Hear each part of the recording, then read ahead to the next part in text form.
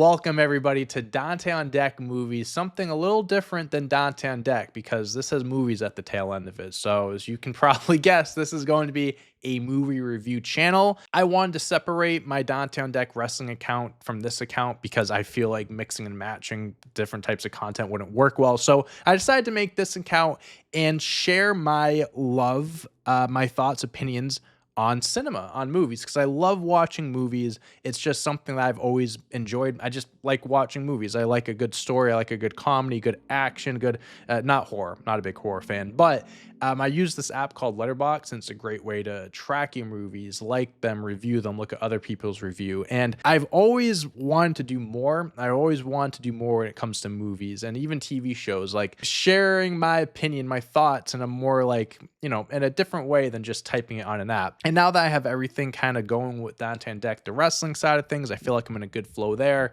I kind of wanted, a new project, something to bite my teeth into. So I created this movie account and I'm just going to be giving my movie reviews. And that's really it. Long form and short form. Today we're starting with long form, of course. So I hope you all enjoy this. This is something different, but I hope you guys like it enough where you subscribe and keep coming back for more. So the first movie that I'm going to be reviewing today is Enemy, and this is starring Jake Gyllenhaal. Now, I'm not a professional movie reviewer, so you got to bear with me. How I'm going to do this is I'm going to give a rundown of the story, the plot, everything that happened, and I'm going to give my thoughts, opinions, breaking it down at the end.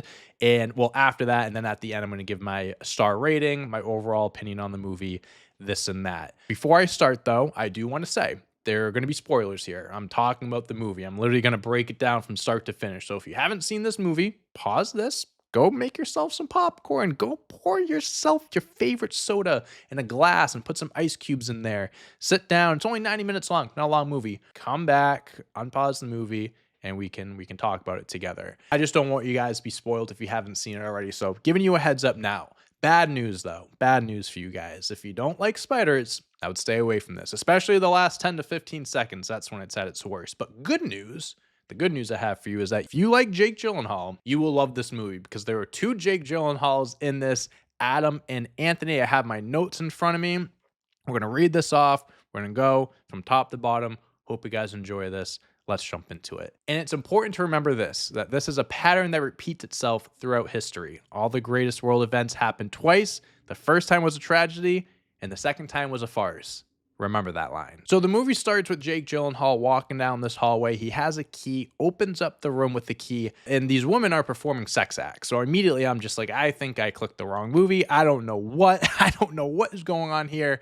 It seems like a sex cult type of situation. There is a club. There's a bunch of middle-aged men watching women do these things to each other or to themselves, whatever. They're doing a lot of crazy things in there. So then this woman comes out with like a little silver platter, opens it up, and it's a tarantula. It's a spider on a silver platter. As she's about to go and stomp on the spider, there's all these men, again, watching, and they're very aroused by this. She goes to stomp on it. It cuts to Adam, who is an awkward history teacher. He has a weird relationship with his wife, Mary. He seems to be a little lost in life. He seems a little confused. He dresses kind of he's messy.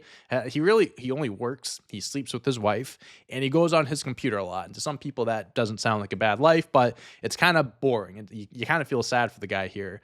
Even Mary is boring, his wife. She doesn't really do much. One day when he's at work, his coworker asks Adam if he likes movies, and Adam is flabbergasted by the fact that his coworker even said anything to him. And he's like, no, I don't go to the movies. I don't watch movies. I don't got time for them, whatever. He says, I will take a recommendation, though, if you have one that will cheer me up, essentially. And the coworker says, where there's a will, there is a way. So that's the movie he suggested. Adam went and picked it up, went to buy it. But instead of cheering it up, it actually turned his life into a downward spiral because it turns out that Adam has a doppelganger named Anthony. And when Adam discovers him in this movie that he's watching, he just goes down a terrible, terrible rabbit hole. He's researching Anthony. He's watching other movies that he's featured in, and he has this torn photograph of himself that he is using to compare to Anthony, and it is like they are the exact same person. So Anthony turns out to be this lustful man who doesn't have the healthiest relationship with his 6-month pregnant wife named Helen. Also, notice how quickly they moved on from that sex cult stuff, and yeah, it's because in the movie they also just moved on from that completely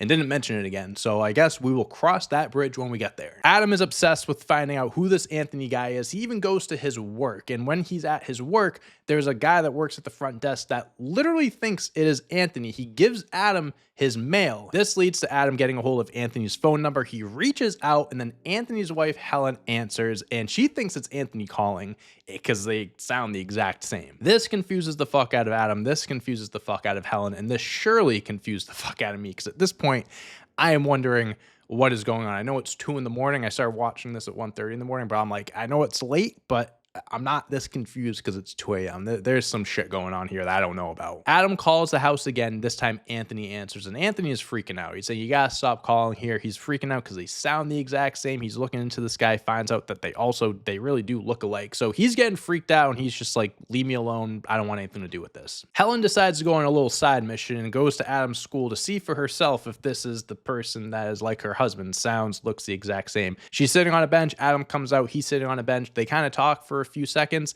and she is baffled by how this guy looks and sounds the exact same as her husband. So now Anthony and Adam eventually meet, and not only do they look and sound like each other, they have the same features. They have the same scar. They have the same everything. And now, as Anthony is questioning Adam about why he was looking into him, why he's doing this and that, Adam's freaking out. He says he doesn't want anything to do with this, gives Anthony the mail that he took, and then leaves. One other thing I need to point out is that throughout the movie, there's these like little cuts that they make to, they're showing the city. I don't know what city they're in, Toronto or something like that, whatever it is, but it's an overhead shot of the city, and there's a spider, and the spider keeps getting closer and closer, and it's like, what?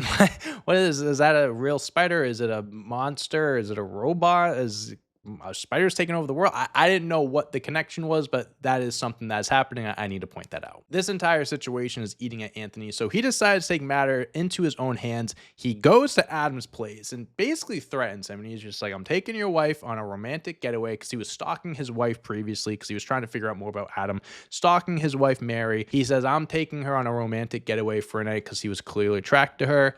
I'm bringing her back the next day. When she returns, when I return, I'm out of your life. This whole thing is done. So now Adam's letting this happen. He lets Anthony go off with his wife. And I'm going to be honest with you, that kind of pissed me off a little bit. Because I'm like, Adam, do something, bro. You can't just let this guy come in and steal your wife. Don't be a cuck, bro. Do something. And just as Anthony leaves to go be with Mary, Adam decides to go over to his place, Anthony's place, and meet up with Helen. And I'm like, there we go, Adam. This is what you need, brother. Don't be a cuck. Get yours too, man. If this guy's gonna fuck your wife, you might as well fuck Helen too. Once Adam gets to the apartment, he goes up the elevator with another worker at the apartment, and this worker is begging him to go back to the club, and he tells Adam that the locks have changed and new keys have been sent out, but he didn't get one. Adam clearly has no idea what he's talking about, and he's just like, I'll see what I can do, but no promises. And I'm like, what is that conversation? But I had no idea what that was about. But okay, we're at the apartment now. Adam's walking in. He's checking things out. He is looking, and he finds this photo, and he takes out a photo in his pocket, the ripped photo. He puts it up next to him. It's the same exact photo, except the one in Anthony's apartment isn't ripped. His wife is in the photo. So now both Anthony and Adam are with their wives, but Helen and Mary both realize something is wrong, but they act a little differently. So Helen seems at peace. She's trying to piece together who exactly she's sharing a bed with. Is it her husband, Anthony, or is it Adam? She's really mesmerized by him. He's kind of a little cautious. He doesn't want to take his clothes off and stuff because he doesn't want her to be like, oh my God, it's not my husband. But he does. She doesn't say anything about it. So she seems very chill and calm about this. At one point, she even asked Adam if he had a good day at school, and that confirmed to me that she knew something was going on. And on the other side of things, Mary finds a wedding ring mark on Anthony's finger, and that's something that Adam never had. So Mary, she starts freaking out. She's flipping out on Anthony, and this causes Mary to freak out. She doesn't know who this guy is. Anthony obviously isn't saying, he's not Adam. The scenes keep cutting back and forth between Adam and Helen. Anthony and Mary are leaving the hotel, and she wants nothing to do with him. She is pissed at him. Adam is crying in the living room and tells Helen that he is sorry. And then she tells him to stay, and they hug and they embrace on the couch. And then it cuts back to Anthony and Mary, who are arguing, and that leads to Anthony getting absolutely furious, swerves his car off the side of the road. They crash, and seemingly they both die. The next morning, we hear on the radio broadcast that there was a car crash incident. Now, at this point, Adam and Helen are together. Adam is in his apartment. He's putting his clothes on. He's taken over Anthony's life. So Adam is putting on one of Anthony's suit jackets, right? and he reaches into the pocket and finds that envelope, that piece of mail that he got earlier at his job. It was not opened yet. So he looks at the envelope, he opens it up, and it's a key. The same key that that hotel worker was asking about, and the same key that unlocked the door to the private sex club that started this entire movie. Adam is staring at the key, and then he eventually asks Helen if she has anything going on tonight because he has to go out. And when Helen doesn't respond, he asks this twice, doesn't respond. He goes to check on her, only to find a jump scare, gigantic spider chilling in the room that, once it notices Adam, crawls up against the wall like it is scared of Adam. The camera cuts to Adam's face, and it just has a look of realization and also defeat. And that's where the movie ends. What the fuck does the spider have to do with anything? I wasn't scared when the spider showed up on the screen. If you have seen this movie, you know exactly what I'm talking about. I have actually seen that clip online, had no idea that that was from this movie. So what's the deal with the spider? Why was the spider in the room? Did Helen turn into the spider? Is the spider a shapeshifter? Is the spider symbolic of something? Listen, this isn't The Lobster. That's another movie that I watched recently, and I might do a movie review on. The Lobster is about if you don't find a partner within 45 days, you get turned into an animal of your choosing and you get sent off into the wild. This isn't that. Helen didn't choose to be turned into a spider. I don't think anyone was a spider. I think the spider was symbolic of something. I believe the spider symbolized woman and fear. The woman in Adam and Anthony's lives have them trapped in this web of marriage and commitment that they struggle with. They're struggling with staying in that web. They want to be sinful. They want to be doing these things, but marriage, commitment, all these things that they're afraid of is what's keeping them tied in. The spider isn't a monster. I don't think it's even meant to be scary. Spiders are just naturally scary. People have a fear of spiders, but in this case, like I think it's legit some sort of like psychological depiction.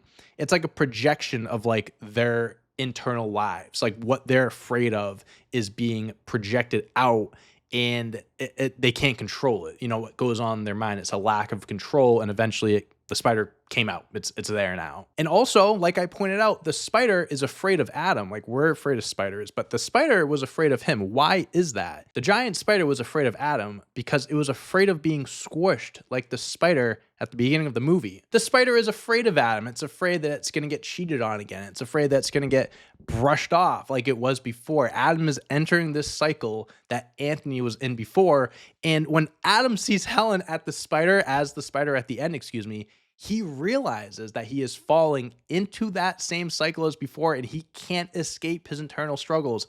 And that's why he let off that, like, he realizes that he's stuck. He cannot eliminate his past. And I told you guys to remember that quote from earlier. This is a pattern that repeats itself throughout history. All the greatest world events happen twice. The first one was a tragedy, and the second time was a farce. The look of disappointment in Adam's face is so telling because he realizes the pattern is repeating itself just like throughout history. Now let's get to the key, because the key symbolizes something just as much as the spider does, because we talk about a key. Well, we see a key early on to get to the sex cult room. In the middle of the movie, the hotel worker wants a key, and at the end, Jake Gyllenhaal Adam finds the key, which leads to Helen turning into a giant spider. I believe the key symbolizes lust. I believe it symbolizes temptations, and I believe it's a reminder to return to your old sinful ways. Once Adam found that key, realized what it was, and eventually gave into the temptation of going out to use the key, that's when Helen turned into the spider, because